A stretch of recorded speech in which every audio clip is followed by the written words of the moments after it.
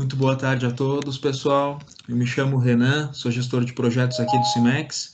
Nós vamos aguardar mais uns minutinhos ainda antes de iniciar a live, então até o restante do pessoal entrar.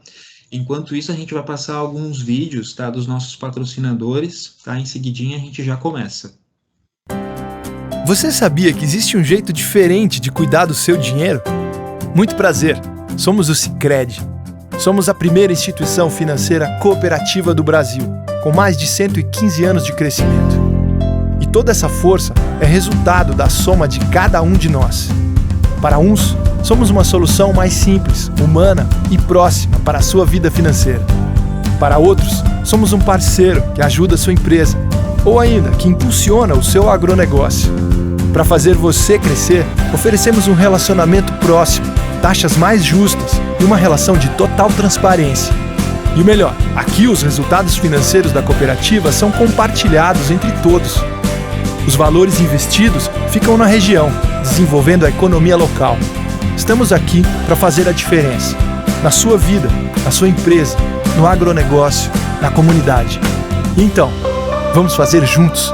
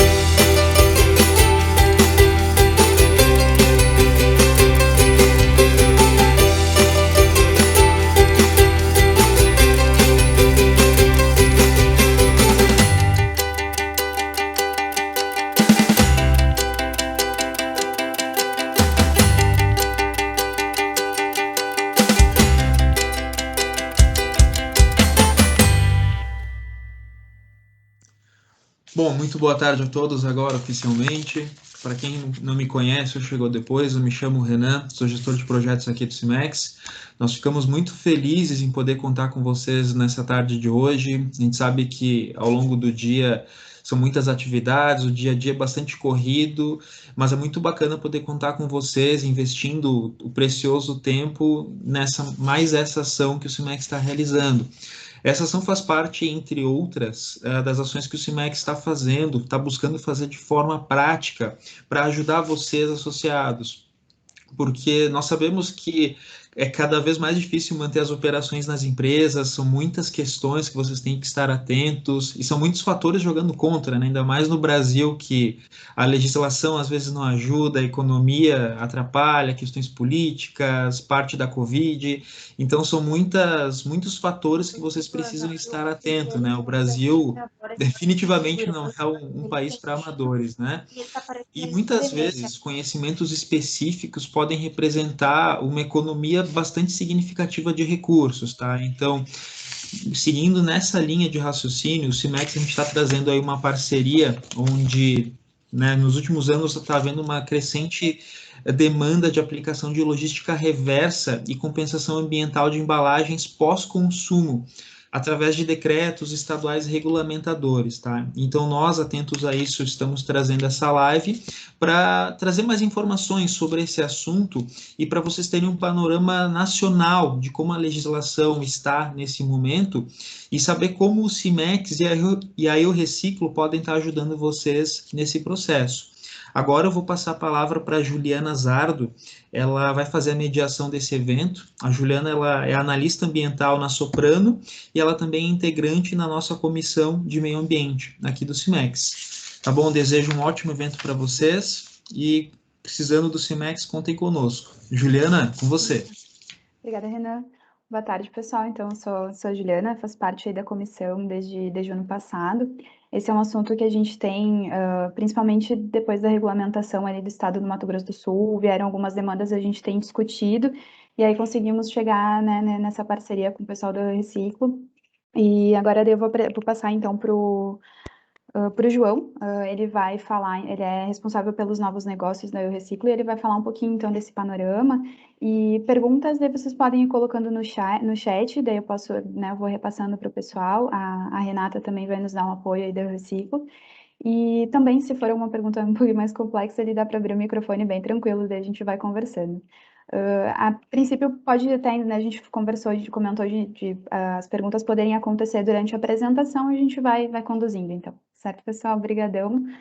Pode ir, João. Obrigada pela presença de vocês. Obrigado, Juliana. Obrigado, Renan. Muito prazer, pessoal. Boa tarde para todos os presentes, acima de tudo. Queria agradecer, conforme o Renan falou já, né, mas agradecer o tempo de vocês para a gente discutir um tema tão importante quanto esse, que é a questão da logística reversa e a reciclagem das embalagens de uma forma geral, que é um tema, assim, que vem sendo bastante debatido, principalmente no âmbito estadual, com os órgãos ambientais e secretarias estaduais de meio ambiente. Então, é um tema super relevante e que a gente sabe que, né, para a regularização das empresas é muito mais interessante sempre se antecipar a qualquer tipo de cobrança para ter muito mais tranquilidade e segurança jurídica no que tange essa questão. Então, queria agradecer mais uma vez pela parceria, pela oportunidade de estar aqui falando, né? Então, hoje eu trouxe uma apresentação para vocês para explicar um pouco sobre o panorama legal da logística reversa no Brasil. Então, esse vai ser o início da apresentação. Depois a gente vai falar um pouco sobre a forma de cumprimento dessa legislação, né, principalmente pela solução do Eu Reciclo, que é um pouco que a gente veio trazer aqui hoje, e também como que todos os aspectos que estão envolvidos nessa solução, né, as questões de comunicação, toda a parte de segurança jurídica, tudo isso a gente vai abordar hoje e também, obviamente, como que as empresas podem aderir à nossa solução para estarem em conformidade ali com a legislação ambiental e poderem ter tranquilidade em relação a essa matéria, em eventuais cobranças ou qualquer tipo de fiscalização nesse sentido, tá bom? Então, Juliana, se você puder só me avisar quando a minha tela já estiver compartilhada, aí a gente já vai dar início. Como eu falei, antes de tudo eu queria trazer um pouco alguns dados para a gente entender a importância e a relevância desse tema, né? Não só por conta do aspecto legal, obviamente, mas pela própria questão ambiental e pelo cenário que a gente tem hoje no Brasil quando a gente fala de reciclagem, né? Então, só para vocês entenderem, de uma forma geral, no Brasil, hoje a gente coleta boa parte daqueles resíduos que a gente produz, mas a gente não consegue reciclar todo aquele resíduo que tem um potencial para ser reciclado, né? Então, a gente tem taxas de reciclagem baixíssimas hoje, que beiram ali 3% a 5%, depende muito da fonte em que você pega essa informação. E qual que é o nosso entendimento aqui, né? A missão da Eu Reciclo como empresa é elevar essas taxas de reciclagem do Brasil.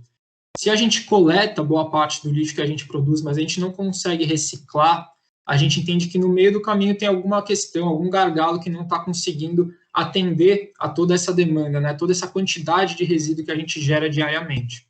A gente entende que esse gargalo são as centrais de triagem. Essas são organizações, sejam organizações privadas ou cooperativas de catadores de materiais recicláveis que fazem a coleta e separação dos resíduos, né? Essas organizações, elas comercializam esses resíduos para indústrias recicladoras que assim concluem o processo de reciclagem. E aqui, né, hoje a gente vai falar principalmente sobre embalagens pós-consumo, né? Então, tem dois tipos de resíduos quando a gente fala do resíduo gerado pelas empresas, né, que são os resíduos pós-consumo, basicamente todo aquele material de embalagem que chega nas mãos do consumidor e que a empresa perde o controle sobre essa embalagem a partir do momento que ela é descartada, e tem o resíduo que ele é pós-industrial, né, que advém do processo produtivo da empresa. Esse não é o foco do que a gente vai discutir aqui hoje, tá? Então, só trazendo mais um outro aspecto importante de ser considerado é a questão dos catadores de materiais recicláveis, né? Então, a gente tem essas taxas de reciclagem que hoje são muito baixas e, se não fosse pelo papel fundamental desses catadores, a gente não teria nem esses percentuais. Pessoal, eu gostaria de pedir só que todo mundo pudesse, se não for fazer algum comentário, fechar o microfone, porque senão dá retorno aqui para mim, tá bom? Então, bom, continuando aqui, basicamente, de todo esse material que ele é reciclado, 80% passa pela mão dos quase 1 milhão de catadores que a gente tem aqui no Brasil. Então, de uma certa forma, a reciclagem depende muito do trabalho dessas cooperativas de catadores, principalmente, e o objetivo também é sempre incluir elas no processo de estruturação e desenvolvimento da cadeia de reciclagem, tá? Então, a Eu Reciclo, basicamente, é uma empresa que atua como uma certificadora da cadeia de reciclagem. A gente vai explicar isso com mais detalhes, vocês vão entender com mais clareza o que eu quero dizer com isso. Basicamente, a gente assegura, né, que uma mesma quantidade das embalagens que a empresa comercializa está sendo destinada para reciclagem. Então, a gente não está falando especificamente das embalagens da empresa, mas sim de uma quantidade equivalente do mesmo material e principalmente na mesma região em que ele foi descartado. Então, a gente possui um sistema, né, para viabilizar essa comprovação, que é um sistema que faz o armazenamento e rastreamento de notas fiscais. A gente vai entrar em mais detalhes também, isso vai ficar mais claro ao longo da apresentação, mas basicamente o que eu quero trazer aqui é que a gente possui uma tecnologia bastante robusta, né, que faz todo esse trabalho de verificação, de validação e que traz uma segurança e confiabilidade para o nosso processo, né? Então, a gente foi incubado pela Google lá atrás, no começo da empresa, em 2016, desenvolvemos todo esse sistema e conseguimos expandir ele, né? E hoje a gente atende a quase mais de 4 mil indústrias aqui no estado, em todos os estados do Brasil, né? E eu acho que um outro ponto relevante de se trazer é que recentemente saiu uma pesquisa, né? Mostrando ali 50 empresas a nível mundial, né, para a gente ficar de olho, né, para a gente ver como que vão avançando. E aí o Reciclo, a gente fica muito feliz, a gente foi a única empresa brasileira, né, dentre as clean techs que foi citada nessa lista.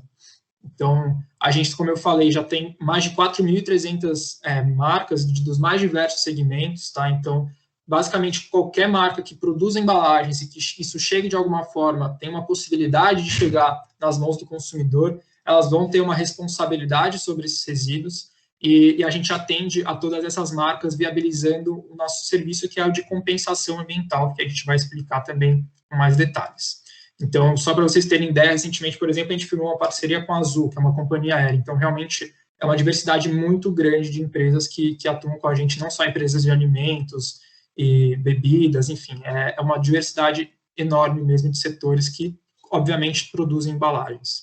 Então, além das empresas, né, a gente tem parcerias que a gente estabelece com federações de indústrias, né, então, tanto aqui em São Paulo, a Federação das Indústrias de São Paulo, a Fiesp, a de Santa Catarina, na Amazonas, no Distrito Federal e também no Mato Grosso do Sul, né, que é um ponto que a gente vai abordar também, com base nos acontecimentos recentes, né, a gente vai falar um pouco sobre isso também, e também com sindicatos e associações, grandes representantes aqui das indústrias a nível nacional, tá?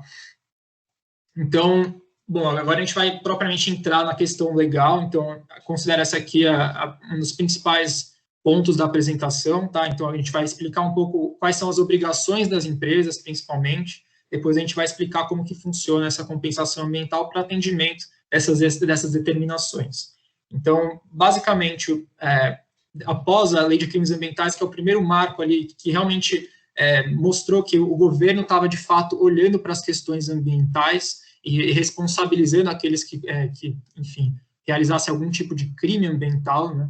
Mas não é o principal marco quando a gente fala aqui da questão das embalagens. Tá? O principal marco que a gente tem é a Política Nacional de Resíduos Sólidos de 2010, que foi publicada na época com a intenção de se extinguir os lixões a céu aberto que a gente tinha aqui no Brasil, né? Então, ela traça ali diretrizes para que a gente consiga alterar o cenário da reciclagem, caminhar para um cenário onde a gente recicle boa parte daqueles resíduos que a gente produz, de forma que eles não sejam destinados para, no pior dos casos, descartados incorretamente, ou para lixões a céu aberto, e também uma situação que já é um pouco melhor, mas que também não é o cenário ideal, para um aterro sanitário, né? Que ele já tem ali um tratamento, ele vai evitar pelo menos que aquele resíduo contamine o solo e os lençóis fluviais, mas obviamente também ele não é a opção mais sustentável, até porque a reciclagem é a melhor opção para a maior parte dos resíduos que a gente gera. Cerca de só 16% ali do que é gerado de resíduo sólido urbano que de fato é rejeito, aquilo que a gente não consegue dar nenhum tratamento, tá? Então, essa política, ela estabeleceu as diretrizes, né, e a ideia é que os estados ficassem responsáveis principalmente pela implementação da política e fiscalização, principalmente, tá? Então, o segundo momento importante de se considerar aqui, né, que todos esses quadrados que estão em verde são os marcos nacionais, né? Então, políticas formuladas a nível federal. Então, em 2015, ocorreu o Acordo Setorial de Embalagens. Então, basicamente, o que é esse acordo, né? Os representantes dos órgãos públicos, junto com representantes de grandes indústrias, então, grandes empresas geradoras, né, de embalagem, ou federações e associações, que sentaram para discutir, debater qual que seria, né, a forma de implementação da política e, principalmente, quais seriam as metas que as empresas precisariam cumprir para estar atendendo a Política Nacional de Resíduos Sólidos. Então, nesse momento, no acordo setorial, foi definido que, para embalagens em geral, as empresas precisariam recuperar pelo menos 22% de massa, né, daquilo que elas colocaram no mercado, ou seja, daquilo que foi efetivamente comercializado em embalagens e que chegou nas mãos do consumidor. Tá? Vocês vão reparar que aqui tem alguns marcos estaduais também que são relevantes, a gente vai falar um pouco mais especificamente sobre cada estado, mas é importante vocês notarem aqui como, a partir do acordo setorial, vai acontecendo movimentações dos estados, e tem alguns estados pioneiros nesse sentido, que é o estado de São Paulo, o estado do Mato Grosso do Sul e o estado do Amazonas, principalmente, tá? Mas a principal determinação ali, a principal legislação que rege toda essa questão é o Decreto Presidencial 9.177, ali do final de 2017.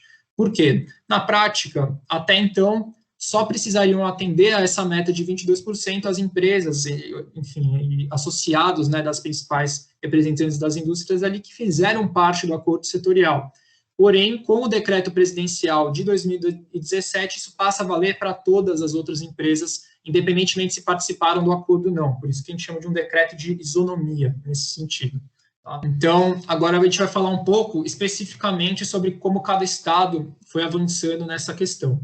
Então, nesse mapa, vocês conseguem visualizar os estados que estão em verde escuro, são estados em que já ocorreram ações judiciais, né, de órgãos públicos, ou aconteceu algum tipo de judicialização com empresas, ou seja, cobrando o cumprimento dessa legislação, principalmente desse decreto federal. E nos demais estados, onde a gente observa, né, que já aconteceram movimentações a fim de regulamentar e viabilizar uma fiscalização ou ter alguma disposição estadual sobre essa temática para efetivamente implementar a Política Nacional de Resíduos Sólidos. Então, cada estado, né, vai atuar de uma forma diferente. Então, por exemplo, aqui no estado de São Paulo, que é um estado pioneiro nessa questão, um dos mecanismos, né, adotados pelo órgão ambiental competente que aqui no estado é a CETESB, foi vincular a renovação da licença de operação das empresas aqui no estado à apresentação de um plano de logística reversa. Ou seja, na ausência de uma comprovação nesse sentido, a empresa não tem sua licença de operação renovada. Isso facilita, obviamente, a fiscalização por parte do órgão ambiental. A gente aqui em São Paulo firmou um termo de compromisso com a CETESB e com a Fiesp para que a gente seja para que a gente possa, né, ser uma dos sistemas de logística reversa que faz um report, ou seja, que mostra para os órgãos ambientais quais empresas, né, fazem parte da nossa solução e já estão regularizadas por meio da solução, tá? Então, é um acordo que ele garante um canal de comunicação seguro com os órgãos ambientais e que permite, né, que atribui maior segurança jurídica ali para as empresas que comercializam produtos no Estado, tá? Então, esse é um ponto importante de trazer também. Quando a gente fala de responsabilidade sobre resíduos, a gente está falando sobre a destinação desses resíduos e não da origem deles, tá? Então, olha, João, só tenho operação aqui no estado do Rio Grande do Sul, eu não tenho filiais em outros estados. Isso aqui não importa para a legislação, tá? O que importa é o destino daquelas embalagens que você comercializa. Então, se você comercializa produtos para outros estados, o estado de destino desses produtos, ele pode cobrar a empresa, né, o fabricante, ou seja, o distribuidor, pela reciclagem, recuperação desses materiais. Então, a política nacional, um ponto que eu acabei não tratando também, ela institui a responsabilidade compartilhada sobre o ciclo de vida do produto, o que significa que desde importadores até fabricantes, distribuidores e varejistas, todos têm uma responsabilidade compartilhada sobre o ciclo de vida do produto, né, que eles colocam no mercado, tá? Então, para o estado de São Paulo, esse acho que é o ponto principal. Então, é um estado em que essa cobrança é feita rigorosamente pela CETESB. No estado do Rio de Janeiro, por exemplo, já tem uma prática diferente de cobrança, tá? Por exemplo, aqui no estado de São Paulo, como eu falei, a gente consegue reportar coletivamente todas as empresas que estão regularizadas pela nossa solução, diferentemente do estado do Rio de Janeiro, que aqui acaba sendo uma exceção. No estado do Rio de Janeiro, o INEA, que é o órgão ambiental estadual, ele exige que as empresas façam o reporte individualmente, a partir do preenchimento de 2 documentos, que é o plano de metas de investimentos e o ato declaratório de embalagens. Nesse ano, o prazo para apresentação dos resultados de 2019 para todas as empresas que comercializam no estado do Rio de Janeiro, ele já venceu, ele finalizou no dia 30 de abril desse ano, porém, para a apresentação dos resultados referentes às embalagens comercializadas em 2020, então isso é outro ponto importante de trazer também, a cobrança incide sempre com base no ano anterior, tá? Com base naquilo que já foi comercializado. Então, no estado do Rio de Janeiro, tendo essa necessidade de comercializado produtos em 2020, é importante também atender ao prazo que foi estabelecido no dia 30 de maio desse ano, tá? Então, a gente tem aí cerca de 15 dias para as empresas apresentarem essa documentação, esses 2 documentos que a gente citou aqui para o órgão ambiental, tá? Então, acho que já é importante trazer esse ponto para as empresas que comercializem produtos já ficarem atentas. Então, agora falando sobre a questão do Mato Grosso do Sul, é um caso muito importante de trazer aqui por conta de não existir uma disposição estadual antes, né, do Ministério Público no estado ter atuado, né, judicializado uma série de empresas, que aconteceu ali no final do ano passado, se não me engano foi em outubro, com base no decreto federal que foi citado, o decreto 9.177, tá? Então, o que aconteceu? A cobrança ela pode ser feita nos estados, tanto por parte do órgão ambiental, né, como aqui no caso do estado de São Paulo, que é feita pela CETESB, quanto pelo Ministério Público. Então, o Ministério Público, com base no decreto, né, que vale desde 2018 ali, entendendo que as empresas precisariam cumprir também com aquilo que destinam para o estado do Mato Grosso do Sul, porque até uma curiosidade, né, a meta de 22% ela foi estabelecida na época do acordo setorial com base na cidade sede da Copa do Mundo. Então, qual que era o racional por trás disso? Né? Todas aquelas cidades sede precisariam, pelo menos, para essas cidades, a gente ter uma reciclagem, né, uma logística reversa de pelo menos, que atendesse de pelo menos 22% de todo o resíduo sólido urbano que é gerado a nível nacional. Porém, o Mato Grosso do Sul é um estado que não tinha uma cidade sede para a Copa do Mundo, mas que mesmo assim recebia uma quantidade muito grande de resíduos provenientes das indústrias que comercializam no estado. Então, o Ministério Público entendeu que precisava atuar para cobrar essas empresas a respeito dessa questão, né? Então, isso foi feito com base, como a gente mencionou, no decreto federal. Então, ao final do ano passado, mais de 9.000 CNPJs foram autuados ao cumprimento da logística reversa. Aqui é importante falar, mais uma vez, como eu trouxe no começo do meu discurso, que é importante prevenir e remediar, tá? Porque o que acontece? Quando a empresa é autuada, ela tem um prazo muito curto para apresentar uma comprovação de que ela cumpriu com a legislação. Isso afeta a empresa quando ela vai fazer a regularização por meio do nosso programa, ela acaba tendo que desembolsar um valor muito grande em uma parcela única para conseguir atender a um certo prazo. Se você se antecipa, nesse sentido, você consegue diluir o seu investimento, né, esse custo da logística reversa, parcelando esse valor, né? Então, é um ponto que a gente vai falar um pouco mais em detalhes, mas que eu já queria trazer aqui, porque, nesse caso, aqui no Mato Grosso do Sul, essas 9 mil empresas tiveram um prazo muito curto para se regularizar. Então, vocês conhecendo, né, a gente está apresentando aqui as legislações estaduais, vocês já tendo esse conhecimento, é importante para vocês conseguirem fazer uma avaliação de risco também nesse sentido, tá? Então, não vou entrar com muitos detalhes em outros estados, esses acabam sendo os estados mais pioneiros, tá? Então, é importante notar que os estados em que já aconteceram, né, autuações ou judicializações foram os estados de São Paulo, do Mato Grosso do Sul, como a gente já passou, no estado do Paraná, no estado do Amazonas, né, que a gente vai entrar também na questão dos termos de compromisso, Alagoas e o Rio Grande do Sul. Então, é importante vocês, principalmente como indústrias do estado do Rio Grande do Sul, que fiquem bastante atentos a esse ponto também, tá? Então, em outros estados, como Mato Grosso do Sul como Mato Grosso, né, e os outros que estão ali em verde, tudo que está sendo citado aqui são legislações que foram publicadas e que a gente vem acompanhando também proativamente para conseguir firmar termos de compromisso de forma semelhante ao que a gente vem fazendo com esses estados pioneiros, para já garantir que as empresas que estão dentro do nosso programa que fiquem tranquilas e regularizadas sempre que surgir alguma disposição ou acontecer algum tipo de cobrança nesse sentido, tá?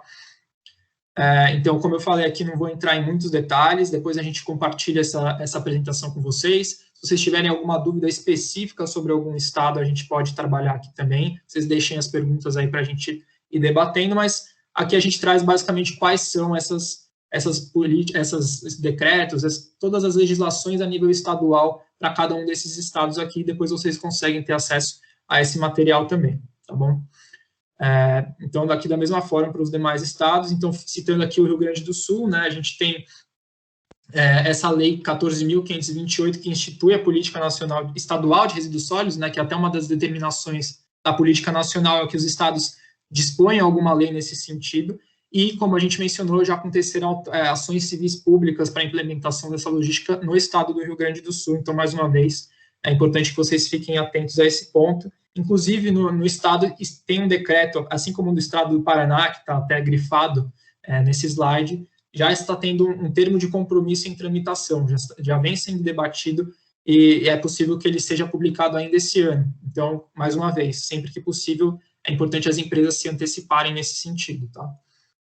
Então, aqui trazendo a questão dos termos de compromisso, né? Então, a gente tem termos de compromisso firmados com esses estados que são pioneiros nessa questão, não São Paulo, Mato Grosso do Sul, e Amazonas, tá? Então, a gente firmou esse termo de compromisso que, na prática, permite, né, que a gente desenvolva esse canal de comunicação com os órgãos ambientais e transmita para eles todas aquelas empresas que estão regularizadas pela nossa solução coletiva. Então, isso atribui uma segurança jurídica ainda maior para todos que estão protegidos pela nossa solução, tá? E como eu falei, não é porque a gente tem só termo de compromisso nesses estados específicos que os demais estados vocês não precisem cumprir com a legislação deles, tá? O termo de compromisso é uma formalização, tá? É uma consolidação de todas essas movimentações que vêm acontecendo. Então, aquele slide que eu trouxe para vocês do panorama ali, que tinha aquela linha do tempo, que eu falei, olha, desde que foi publicado o decreto, vocês observam que não tem movimentações estaduais. É importante notar isso porque a tendência é que cada vez mais estados firmem termos muito semelhantes a esses que a gente vê aqui,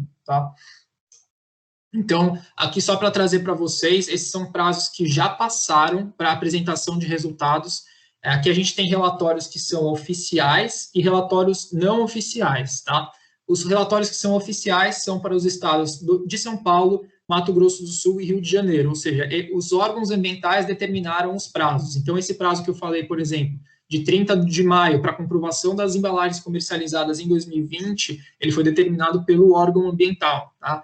Para esses outros estados, em que a gente coloca aqui os reportes, a gente está mostrando aqueles estados em que a gente faz o reporte não oficial. Então, a gente ainda não tem um termo de compromisso, mas com o intuito de garantir a segurança jurídica de todas as empresas que estão no nosso sistema, a gente já apresenta esses resultados para os órgãos, para as secretarias estaduais, para os órgãos ambientais desses estados que estão sendo citados aqui, tá? Então, esses são relatórios que eu reciclo, consolida e envia para os órgãos ambientais. Então, considerem só como prazos oficiais exatamente aquilo que está assinalado aí como estado de São Paulo, Mato Grosso do Sul e Rio de Janeiro, tá?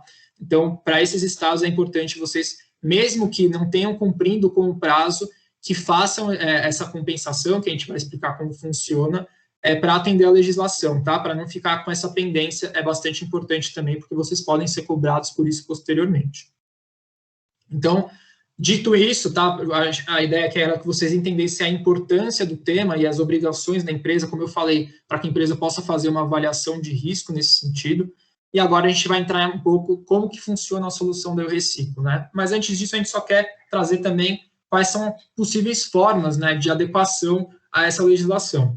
Então, uma das formas possíveis, que é bastante complexa, é a disponibilização de um ponto de entrega voluntário, ou seja, a empresa disponibiliza um ponto, vamos supor, é muito comum em supermercados, tá?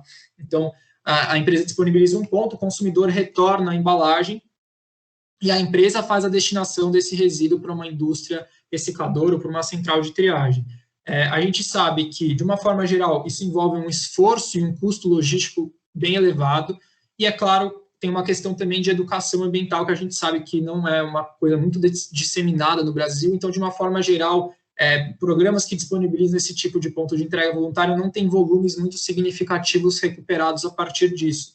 Então, o que isso implica, né? Uma dificuldade de comprovação, principalmente frente aos órgãos ambientais, de que a empresa está conseguindo cumprir com as metas que foram determinadas pela legislação. Fora, como eu falei, todo o esforço por parte da empresa que está envolvido em desenvolver um sistema nesse sentido. Porque a gente sabe que isso não é o core business da empresa, né? É uma atividade totalmente paralela que muitos de vocês não conhecem, então, sendo apresentados hoje. Então, a gente entende que é um sistema bastante complexo de ser implementado.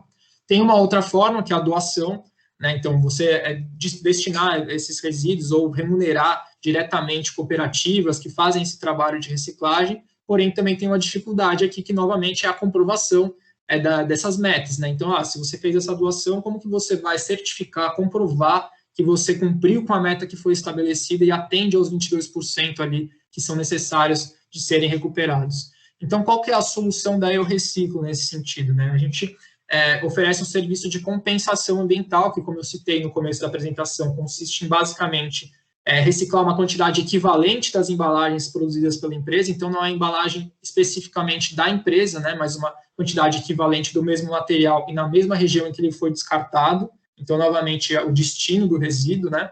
Então, esse sistema de compensação ambiental ele é viabilizado a partir do rastreio de notas fiscais, né? Então, que dá lastro aos certificados de reciclagem, que é o que a gente comercializa com as empresas, são as notas fiscais ali que comprovam a origem e o destino dos resíduos. Então, vamos entrar em mais detalhes sobre isso, aqui como eu trouxe, né? Então, o mínimo que a lei exige, né, de compensação, ou que a empresa atenda, é 22%, mas a gente oferece, obviamente, se a empresa quer se responsabilizar por metade ou por todos os resíduos que ela gera, ela pode fazer essa compensação, por exemplo, de 100% com a gente aqui também, mesmo que isso não seja uma obrigação para a empresa, tá? Com isso, basicamente, essa compensação consiste numa remuneração para essas centrais de triagem que já fazem o trabalho de reciclagem. Então, a gente comprova a origem pós-consumo dos resíduos e a destinação para a indústria recicladora. Isso que é o lastro que gera o certificado de reciclagem, que é o que a empresa adquire como forma de compensar o impacto que ela causou. Então, a gente vai entrar em mais detalhes, a gente vai mostrar o que a empresa precisa fazer para a gente viabilizar uma compensação nesse sentido, mas, a princípio, é isso que vocês precisam entender e que, obviamente, todas essas informações, todos esses dados são relatados posteriormente para a empresa em um relatório que ela consegue comprovar e apresentar para um órgão ambiental os resultados que foram atingidos. Tá? Alguém quer fazer alguma pergunta? Estou entendendo que não, então, pessoal, mais uma vez, se puderem fechar o microfone para não me atrapalhar aqui que eu estou escutando, mas fiquem super à vontade também para fazer perguntas, tá? Se quiserem abrir e fazer alguma pergunta, não tem problema nenhum, mas fiquem atentos aí também aos ruídos, tá bom? Então, dando sequência aqui, por que isso é importante, né? A gente sabe que no Brasil, de uma forma geral, a gente não tem uma infraestrutura para reciclar boa parte dos materiais que a gente, enfim, que estão disponibilizados ali em embalagens. E vão ter alguns materiais que vão ter mais incentivos do que outros para serem reciclados. Então, como a gente falou, né? A reciclagem, de uma forma geral, ela passa muito pelo trabalho dos catadores de materiais recicláveis. E pensando num agente econômico que quer maximizar o seu lucro, a gente sabe que é muito mais benéfico para um catador que ele faça a coleta de, por exemplo, latas de alumínio, né, porque ela possui um preço de venda, né, um valor de comercialização bastante elevado. Então, se um catador consegue acumular uma quantidade muito grande desse resíduo, ela vai ter um retorno muito alto também. Então, de uma forma geral, a taxa de reciclagem do alumínio no Brasil beira os 98%, o que destoa muito de outros materiais, como, por exemplo, o vidro, que tem uma cadeia que é muito mais complexa, muito mais complicada, até pela própria fragilidade do material. Então, qual que é a ideia dos certificados de reciclagem? Quando a empresa adquire esse certificado e direciona esse investimento para a central de triagem, ela está remunerando aquela central pelo serviço de coleta e separação dos resíduos, não só pelo fato da empresa fazer todo esse trabalho, esse serviço ambiental fundamental para a reciclagem, mas receber apenas pela comercialização do resíduo. Ela vai receber também pelo serviço ambiental prestado, o que gera incentivos para a reciclagem de outros materiais, porque a gente sabe que isso acaba dificultando, né, a viabilidade econômica dessas organizações. Então, a gente trazendo esse incentivo, a gente entende que a gente consegue direcionar um investimento maior para que essas organizações de triagem consigam investir em capacidade para ampliar a capacidade operacional delas e assim reciclar mais, que, como eu falei, é a nossa missão, né, elevar as taxas de reciclagem do Brasil. Então, é importante a gente ver que para a reciclagem precisa ter tanto uma viabilidade econômica, né, que foi o que a gente falou agora, quanto técnica.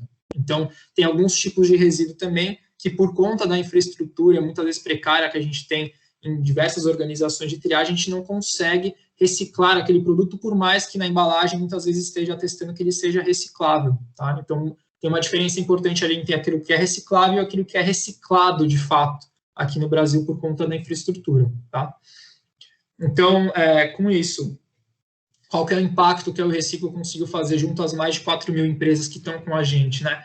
A gente conseguiu direcionar mais de 11 milhões de reais em investimentos para essas 200 centrais de triagem que a gente tem como parceiras na nossa rede. Então, como a gente já mencionou, né, tem mais de 100 entidades parceiras, então associações e sindicatos de indústrias, né, que estão trabalhando com a gente, viabilizando o direcionamento desse investimento nesse sentido. E a gente já conseguiu certificar mais de 200 mil toneladas de resíduo pós-consumo desde 2017, tá? Então, basicamente, para a gente emitir aquele certificado, a gente precisa comprovar que a origem é pós-consumo e não pós-industrial, e que, a partir por meio da nota fiscal, né, que uma central de triagem comercializa o resíduo com o reciclador, essa nota fiscal que é emitida, ela comprova o destino daquele resíduo.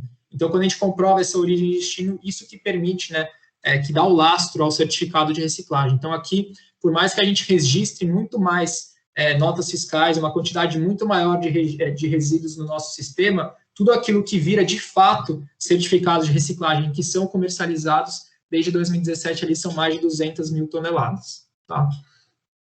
Como eu falei anteriormente, todos esses resultados são apresentados em um relatório de impacto, atestando ali, por cada estado, qual que foi a central de triagem responsável pela reciclagem daquela quantidade de resíduos, qual que é a nota fiscal que está vinculada a essa compensação. Isso tudo é relatado nesse relatório e também esses resultados são apresentados em alguns padrões internacionais, né, que é o GRI e o IRIS. Então, são até formas de apresentação de resultados próprias para reportes ESG, que a gente sabe também que é um tema que está sendo super falado mais recentemente, muito por conta da pandemia e também de pressões internacionais. Né? Então, como o governo dos Estados Unidos, que agora está com a pauta ambiental bastante em vista, né? Então, isso aqui também traz um pouco de um dos pilares mais importantes para a gente, que é a transparência, tá? Então, além disso, a gente tem uma área do cliente, então, as empresas que participam aqui com a gente, elas conseguem acompanhar o progresso dessas compensações mês a mês, né, conforme elas vão acontecendo para cada estado. Então, essa aqui é um print da nossa área do cliente, que é um dashboard online que a empresa consegue acessar, e se ela coloca o mouse em cada um dos estados, ela consegue verificar o quanto daquilo que ela informou para a gente que já foi compensado. Então, a gente vai chegar lá para explicar o que a empresa precisa fazer, mas basicamente ela precisa informar para a gente o quanto de embalagens ela comercializou em um ano específico, normalmente com base no ano anterior, né? Então, estamos em 2021, a empresa apresenta para a gente a quantidade de embalagens que ela comercializou em 2020, a gente aplica a meta de compensação de 22% que a empresa precisa cumprir para entender o quanto que ela precisa compensar, e a partir disso a gente vai viabilizando essas compensações, como eu relatei agora para vocês, e vocês vão conseguindo acompanhar isso mês a mês, tá? Por esse dashboard digital.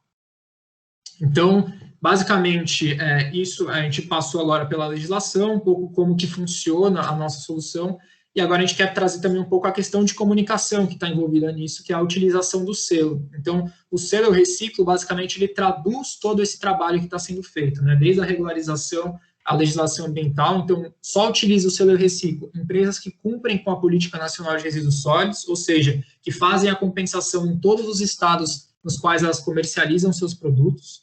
Tá? E esse é uma certificação importante, dentre outras certificações que a gente conhece, que trazem um atributo, né, um diferencial de sustentabilidade para o produto que é cada vez mais cobrado pelo consumidor. Né? Então, por que é importante a empresa trabalhar a sustentabilidade? Porque a gente sabe que essa é uma bandeira que vem sendo trazida principalmente pelas novas gerações, né, que estão sentindo os efeitos ali das mudanças climáticas, dos problemas decorrentes do descarte incorreto dos resíduos e todas as demais questões que envolvem esse tema. Então, são consumidores que estão cada vez mais atentos, mais questionadores e que estão indo muito atrás das informações de cada empresa. Então, uma certificação, nesse sentido, acaba atribuindo para a empresa mais confiabilidade nesse sentido, né? Então, como eu falei, os consumidores eles estão muito atentos a isso, então aqui a gente traz alguns dados só para reforçar um pouco esse ponto, mas eles querem que as empresas tenham, de uma forma geral, responsabilidade sobre essas embalagens. Então, desde reduzir a quantidade de embalagens, ou seja, não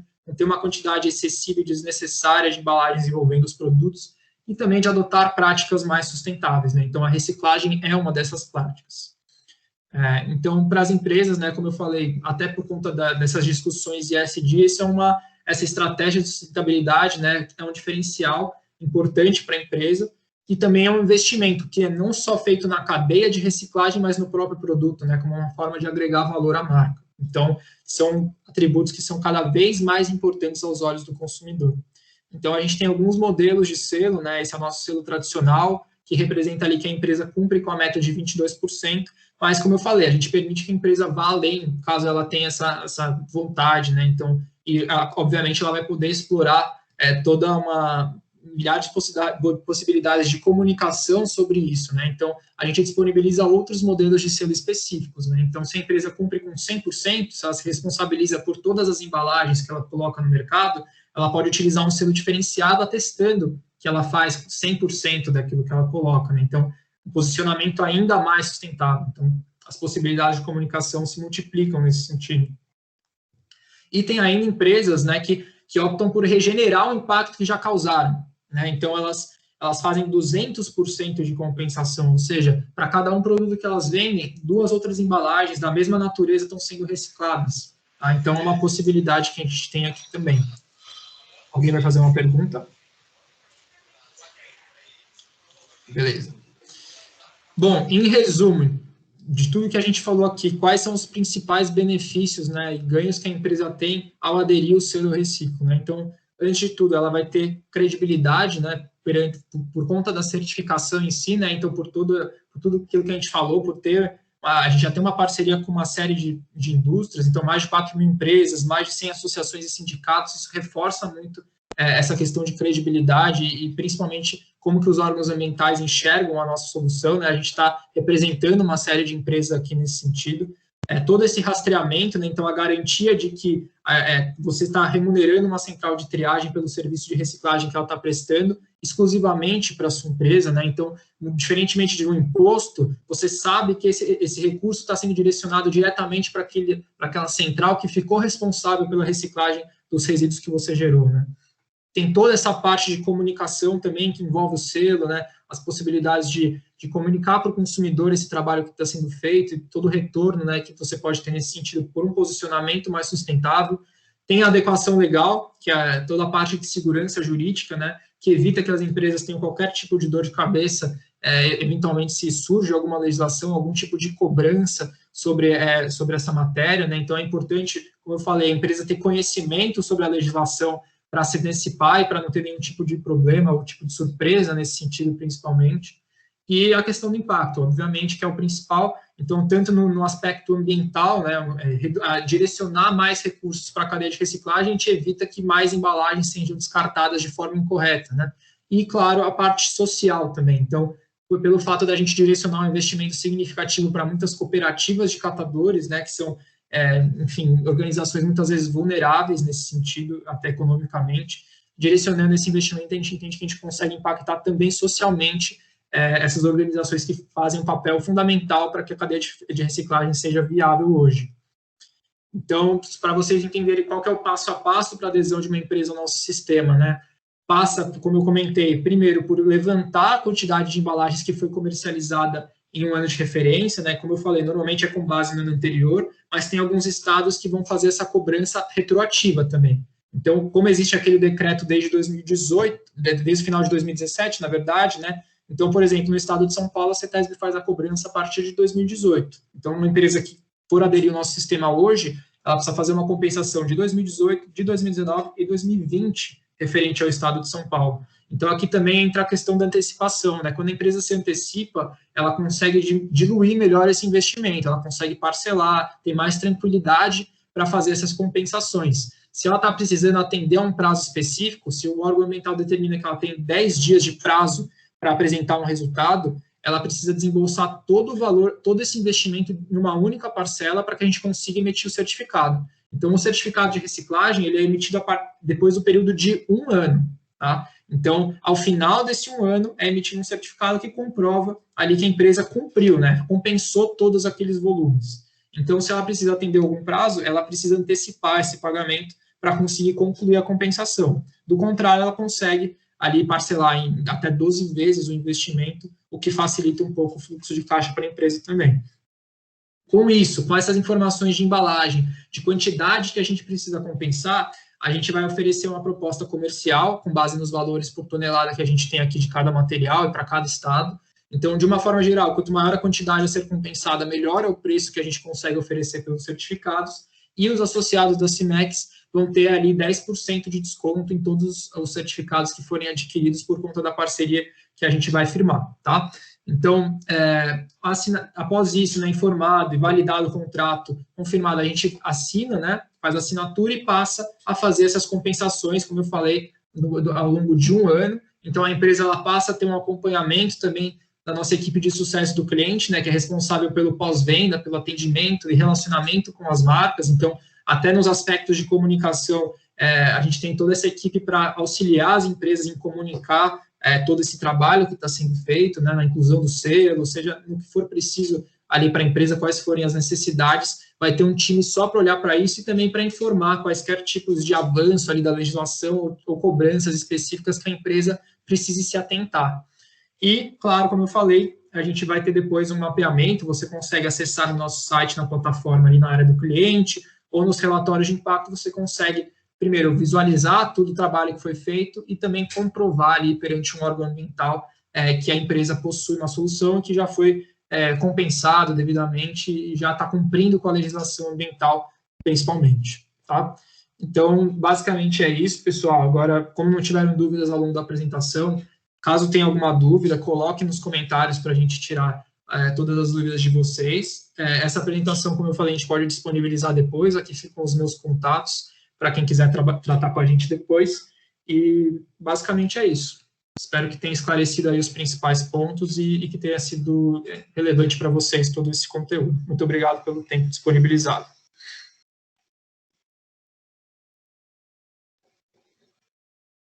Obrigada, João. Acho que foi bem esclarecedor. Bem bacana, acho que deu um panorama geral legal, assim, a gente já tinha tido um pouco de contato e ainda assim vieram novidades hoje, bem bacana. E, pessoal, vocês podem fazer as perguntas aqui no chat ou podem abrir o microfone e daí a gente troca uma ideia ali com o João. Tem a Renata também nos dando apoio. Eu até tenho algumas coisas, algumas 2, 3 perguntas tu já respondeu. Tem uma dúvida que, no caso do Mato Grosso do Sul, que teve, né, aquela lista de empresas que foram apontadas pelo Ministério Público, né? Só que a gente sabe que não foram todas as empresas que foram apontadas. Provavelmente a maioria das empresas que cumpriram estavam nessa lista. Quem não estava também tem a obrigação de cumprir? Sim, de uma forma geral é importante, né? Porque essa lista, ela parte dali do Ministério Público com base nas informações que o órgão tem disponíveis, né? Mas Eventualmente, se chega ao conhecimento do argumental que uma empresa comercializa produtos naquele estado, que ela não está naquela relação que foi estabelecida, a empresa pode ser incluída posteriormente. Não quer dizer que se ela não estava constando naquela lista inicialmente, que ela não possa constar em listas futuras, tá? Então, até a gente sabe que o IMASU, né, o SISREB, ali, o Sistema de Regularização do Mato Grosso do Sul, ele vai abrir uma nova janela de oportunidade agora no meio do ano para as empresas comprovarem, as empresas que não conseguiram se adequar, para que elas consigam comprovar que elas fizeram esse trabalho de recuperação, tá? Então, é importante que a empresa se regularize de todo jeito, porque uma hora ou outra pode ser que a fiscalização ocorra, porque a responsabilidade definida por lei, ela existe, tá? Então, tem uma base jurídica para que o Ministério Público faça essa cobrança. Certo, certo. Nós temos aqui uma pergunta da Priscila Finato. Empresas que vendem para montadoras precisam compensar as embalagens ou a logística reversa se aplica somente para o consumidor final? Perfeito, ótima pergunta. Não, tá? Se você comercializa para uma montadora, esse resíduo, toda a embalagem envolvida naquele produto, se ela não chega no consumidor final, né? Então, por exemplo, uma peça de veículo, se você comercializa essa peça, disponibiliza ela, por exemplo, numa conveniência de um posto, e isso chega no consumidor final, você tem responsabilidade sobre aquele resíduo. Agora, se é para uma montadora, isso vai ser caracterizado como um resíduo pós-industrial, porque ele advém ali do processo de colocar o produto no mercado, né? Então, como é uma comercialização B2B, isso não chega na mão do consumidor, você não vai ter responsabilidade nesse sentido, tá? Certo. Temos aqui também do Eduardo Cini. Olá, produtos químicos, o nosso fornecedor diz que não tem responsabilidade com logística reversa. Segue essa informação? Então, a gente precisa entender com mais detalhes, tá? Pelo que a gente está passando aqui genericamente, a princípio, todas as empresas que colocam embalagens, como eu falei, existe uma responsabilidade compartilhada pelo ciclo de vida do produto. Então, desde fabricantes, que normalmente são os mais cobrados, principalmente por serem detentor da marca, né? A marca que vai estampada ali na embalagem é do fabricante, então é mais fácil fazer a fiscalização sobre essa empresa. Mas, da mesma forma, distribuidores, comerciantes, importadores, todos vão ter responsabilidade. Então, se a empresa está isenta de fazer logística reversa, provavelmente pode ser por alguma característica específica que a gente precisa entender, tá? Mas, genericamente, ela precisa sim cumprir. Certo. Eu posso até complementar esse ponto, que eu acho que a parte de produtos químicos, eles entram com aquela parte de embalagens perigosas, né? Que, na verdade, ela não entra na legislação de embalagens em geral, né? Mas ela entra numa legislação específica de destinação desse material. Principalmente por aquele resíduo ali, ele precisa ter um tratamento um pouco diferente. Então, às vezes ele precisa de dupla, tríplice lavagem para ele seguir, de fato, para uma reciclagem. Então, a embalagem que ela vai diretamente com o produto químico, ela tem uma destinação diferente, mas é importante se atentar que é muito difícil a embalagem ela só ter, né, a embalagem primária. Então, as embalagens secundárias e terciárias, elas precisam também entrar, elas entram, né, dentro da legislação e elas precisam, de fato, ter um plano de logística reversa. Perfeito, Renato. Até comentar para quem não sabe, o que é embalagem primária, secundária e terciária, né? Embalagem primária vai ser aquela embalagem que envolve ali o produto diretamente. A embalagem secundária, vamos supor que você agrupa o seu produto em 6 unidades e isso carrega uma embalagem que agrupa esses produtos, um engradado, alguma coisa nesse sentido. Isso seria uma embalagem secundária. E a embalagem terciária, normalmente, é aquela caixa de papelão que você coloca todos esses produtos no transporte desse produto, né? Então, todas essas embalagens, todos esses níveis de embalagem precisam ser contabilizados e considerados na compensação para atendimento da legislação. Certo. Temos mais uma aqui, do Silvio Pedrotti. Boa tarde. Uma questão. Não existe possibilidade de efetuar essas compensações ambientais no estado gerador, de forma que seja investido na cadeia de reciclagem local, mais próximo ao gerador e, com isso, ter maior controle? Como é que vocês enxergam isso? Isso, não, a gente faz a compensação no estado, tá? Então, a gente até pede, quando você faz o levantamento de massa ali da quantidade que você vai precisar compensar com a gente, que você distribua por estado, respeite a distribuição de vendas por estado do seu produto, porque a gente vai fazer essa compensação no estado em que aquele produto foi comercializado. Então, com as centrais de triagem, parceiras nossas naquele estado. Então, sim, é um aspecto muito importante a questão da localidade, para a gente conseguir desenvolver a cadeia de reciclagem naquela região, naquele estado, e também daquele material específico, né? Então, esse é um ponto muito importante de fato, e sim, a gente atende, tá? A gente vai fazer essa compensação para cada estado. Deixa eu só falar uma coisa que ele perguntou no estado gerador. Na verdade, não é no estado gerador, é no estado onde vai parar. Eu acho que talvez tenha falhado na hora que ela estava falando para tu essa parte. E, na verdade, né, se você quiser até complementar essa parte do estado gerador, que é importante onde a embalagem, de fato, ela vai parar, que é onde está tendo impacto, né? Isso, perfeito. Onde ela é comercializada, né? Isso, por isso que a gente não pode fazer um dia gerador, porque a gente não vai estar fazendo essa compensação, de fato, de onde, né, onde está indo parar aquela embalagem, onde está acontecendo aquele impacto. Certo. E tem uma dúvida até que já tinha me surgido, é a questão da coleta das informações, né? A gente sabe que é uma autodeclaração e que meio que fica a critério das empresas definir como que vai fazer essa coleta, né? É importante as empresas se precaverem no sentido de ter o registro de onde saiu. Isso pode ser cobrado de alguma forma por uma Receita Federal, Secretaria fazendo alguma coisa nesse sentido? Sim, é importante, tá? A gente não vai exigir para firmar um compromisso de compensação toda essa documentação, a gente não pede nota fiscal, nada nesse sentido. Vocês têm que entender todo esse processo de forma semelhante ao imposto de renda. Vocês vão declarar para a gente uma quantidade e a gente vai fazer com base no que vocês declararam para a gente. Agora, quando vocês forem comprovar para um órgão ambiental, olha, a gente cumpriu com a meta, se o órgão, de alguma forma, entender que vocês precisam passar por algum tipo de auditoria, e ele faça esse tipo de verificação e não esteja atendendo a meta de 22%, vocês podem ser responsabilizados por isso. Então, é importante que a empresa realmente demonstre ali, né, toda a quantidade que ela comercializou para atender essa meta, tá? Se você não atende a meta ambiental, você não está cumprindo com a legislação ambiental. Certo. Que eu acho que é bem importante a gente, né, não puxar de qualquer forma essas informações e, de repente, até para o ano que vem não saber de onde tirou e não conseguir reproduzir essa coleta de dados, né? Então, ter essa origem bem documentada. E no caso, por exemplo, a empresa que eu trabalho fornece ou vai fornecer para a construtora, ali B2B, ou a gente pode também colocar em revendas, né? Por ferragens, enfim. Nesse caso, se eu compensei, a gente compensou os 22%, a pessoa da ferragem, ela também tem a responsabilidade de compensar esses 22%? Como é que funciona essa cadeia, essa ligação entre essa cadeia?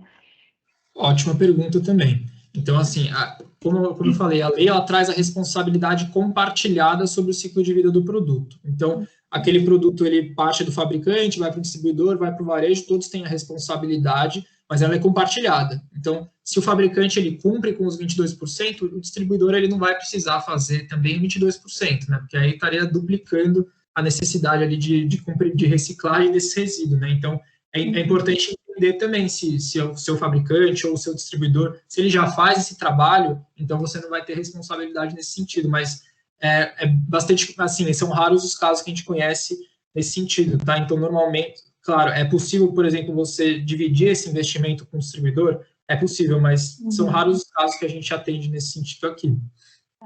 E existe alguma forma de comunicação, assim, a gente compensou os 22%, como é que o pessoal da ferragem, dessa distribuidora, vai saber que a gente fez essa compensação? Não sei, tem alguma forma da gente fazer essa comunicação ou geralmente não tem? E caberia daí ao próximo, né, a próxima pessoa do ciclo questionar o primeiro? Isso depende muito do contato entre as empresas, entre fabricante, distribuidor e varejista, mas uma forma de comprovar é o selo, né? Então, se a embalagem já vem com o selo, né, do fabricante, então o distribuidor, o varejista pode entender que esse trabalho já está sendo feito, então ele não vai precisar fazer a logística reversa desses resíduos, tá? Então, essa é a principal forma de comprovação nesse sentido. Posso só complementar só uma coisa? É importante também a prestação do certificado do relatório de impacto que a gente envia também, comprovando tudo que foi feito. Então, esse relatório e esse certificado podem ser compartilhados, né, entre os agentes da cadeia, mas uma coisa que é importante a gente se atentar é que nem sempre, né, por exemplo, um fabricante ele vendeu ali uma quantidade de embalagens, vamos supor, para uma indústria. E nem sempre aquele é o único foco de venda, né? Então, às vezes ele está fazendo 22%, mas ele vendeu uma parte para a indústria e não quer dizer que aquela indústria como um todo já está cumprindo com 22%, porque ele pode ter mais fornecedores, aquela outra parte também pode vender para mais empresas. Então, é sempre importante entender se essa massa que está sendo compensada de fato corresponde aos 22% que você está utilizando para que a empresa ela esteja resguardada. Ah, certo. É fracionada, né? As vendas são fracionadas, né? Isso, exato. Beleza. Temos mais uma aqui do Silvio. A responsabilidade compartilhada com distribuidores não poderia ser feita com o nível de embalagens primárias, secundárias? Não sei se eu entendi. Acho, assim, no meu entendimento, ela vale para toda a hierarquia de embalagem, seja para primária, secundária ou terciária. Então, é uma responsabilidade compartilhada por todos os resíduos gerados, todo resíduo que chega na mão do consumidor, tá? Basicamente. Não sei se foi exatamente essa a pergunta. Se ele quiser abrir o microfone para explicar talvez um pouco melhor. Silvio? Oi, tudo bem? Oi, tudo bem, Oi, Silvio? Silvio, tudo bem? Deixa eu abrir a imagem. Não, a minha questão foi no sentido de, por exemplo, se eu vendo para um distribuidor, o produto vai chegar em dois níveis de embalagens. Eu, como fabricante, poderia me responsabilizar pelo nível da embalagem secundária. Um pallet, um rack, um envolto das embalagens menores, e o distribuidor que vai vender fracionado esse produto ficaria com a embalagem primária. Existe isso dentro da cadeia de compensação? Então, de uma forma geral, a responsabilidade vai ser compartilhada. Então, na prática, se ele, de fato, se ele já faz algum trabalho de recuperação, ótimo, seja da hierarquia primária, secundária ou terciária, não vai precisar ser duplicado, como a gente falou. Mas esse acordo, ele precisaria ser firmado entre os entes desse ciclo de vida do produto, então entre fabricante e distribuidor, tá? A gente consegue, claro, registrar aqui no sistema conforme que for declarado. Então, olha, aqui o fabricante se responsabilizou pela primária e o distribuidor pela secundária. Não tem problema, a gente vai fazer a compensação para cada um deles separadamente, mas a responsabilidade, assim, legalmente falando, vai ser sobre todos os níveis de embalagem. Então, se eu estou fazendo a primária, mas o distribuidor, a responsabilidade é dele de fazer a secundária, ele não faz, aí você pode ser cobrado por isso também, entendeu? Então, é importante, se de fato for viabilizar algum tipo de acordo nesse sentido, é importante garantir isso para que você não sofra uma penalização pelo fato do descumprimento de um outro ente do ciclo de vida do produto, entendeu? Uma coisa que algumas empresas elas fazem é talvez assumir esse custo e incluir, né, de alguma forma esse custo num contrato ali com o distribuidor como uma taxa, enfim, não sei, alguma coisa nesse sentido. Também é algo que funciona para fazer essa compensação e deixar a responsabilidade com você, né, não depender de um terceiro e você, sei lá, ser penalizado por isso. Então, também é uma dica que algumas empresas já falaram para a gente. Ótimo. Correto, obrigado. Temos mais uma aqui da Charline Taborda. Já realizo a logística reversa na empresa de embalagens com produtos químicos. Como posso mensurar esses resultados? Pois a informação somente fica na nota fiscal. Legal, muito boa pergunta. Então, para as empresas que já fazem algum trabalho de logística reversa, o que a gente faz também é a certificação. Então, a empresa ela não precisa fazer uma compensação, né, adquirir créditos de reciclagem, mas ela precisa certificar, ela precisa comprovar, ter um certificado que atesta que ela está cumprindo com a meta ambiental, que é daquelas dificuldades que eu citei dos outros sistemas de logística reversa. Então, ela consegue fazer essa certificação com a gente. A empresa, enfim, a gente precisa entender essa cadeia, a gente vai fazer um processo de auditoria, de homologação muito semelhante ao que a gente faz com as nossas centrais de triagem, para entender essa quantidade, ver se está cumprindo com a meta, qual que é o volume, tudo isso, mas a empresa não vai precisar pagar por créditos, ela vai pagar só pela certificação, então é um preço bem mais abaixo do que é praticado no certificado de compensação, por exemplo. Então, já fazendo esse trabalho, a gente pode fazer a parte da certificação para apresentação de resultados, sim. Tem toda uma avaliação, daí também não depende só da emissão das quantidades, vocês conseguem avaliar todo esse processo. Isso. Show. O Roberto aqui pediu se a gente envia os slides. Sim, Roberto, a princípio, quando for o formulário para preencher a avaliação aqui da live, deve ser encaminhado junto a esse material, vocês vão ter acesso, todo o pessoal que fez o cadastro aí deve receber. E eu só fiquei, eu peguei ali aquela questão do selo. O selo, a gente só pode ser usado o selo, no caso, quando compensar em todos os estados onde é destinado, não só nos estados onde tem regulamentação. Isso, exatamente. Então, vamos supor que a estratégia da empresa, ela avalia todos os riscos ali que estão envolvidos e ela fala, não, eu quero fazer só no estado aqui onde eu tenho planta, por exemplo. A gente não recomenda, como eu falei, porque tem muito risco envolvido nisso, mas é a opção da empresa. A gente não pode decidir por ela, obviamente. Então, beleza, ela vai fazer a compensação, a gente vai viabilizar a compensação dela, mas ela não vai poder utilizar o selo e explorar toda aquela questão de comunicação que está envolvida, porque ela não cumpre com a Política Nacional de Resíduos Sólidos, ou seja, ela não cumpre com a legislação em todos os estados nos quais ela comercializa produtos. Então, ela vai no estado ali, ela pode atender a legislação estadual, mas ainda não vai estar em conformidade com a legislação a nível federal, e por isso ela não vai poder utilizar o selo também. Certo, beleza. Bom, aqui, pessoal, mais alguma pergunta? A gente está, a princípio, não tem nenhuma aqui na espera. Se alguém quiser também abrir o microfone. Acho que não, acho que acabaram as dúvidas. Bom, então gostaria de agradecer, já estamos aí com 1h10 de live, sucesso total. Queria agradecer muito a disponibilidade de vocês, fiquei bem faceira, bem feliz com a parceria. Acho que a gente está sanando um problema aí que já fazia uns meses que a gente estava tentando resolver, né? E acho que o dia de hoje está sendo um marco aí para o pessoal. E obrigada, e vamos continuar falando aí na sequência. Deixa eu ver, Renan, quer voltar para a gente encerrar?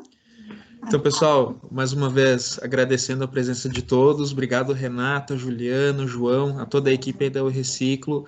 É muito bacana a gente poder estar contando com vocês e trazer mais esse serviço, mais essa oportunidade para os nossos associados estarem sendo mais competitivos, né, nesse Brasil que, repito, né, não é para amadores. E essa apresentação, então, essa live, ela está sendo gravada, a gente vai estar disponibilizando a partir de amanhã, segunda-feira, já no nosso canal do YouTube, e ficamos à disposição, né? Eu, mais toda a equipe do Cimex aí, estamos aqui, a nossa missão é ajudar vocês nesse processo, contem conosco, tá bom?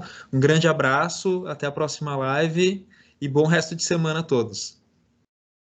Obrigada, gente. Abraço, pessoal, foi um prazer. Muito obrigado. Abraço, até mais. Tchau, tchau. Até mais.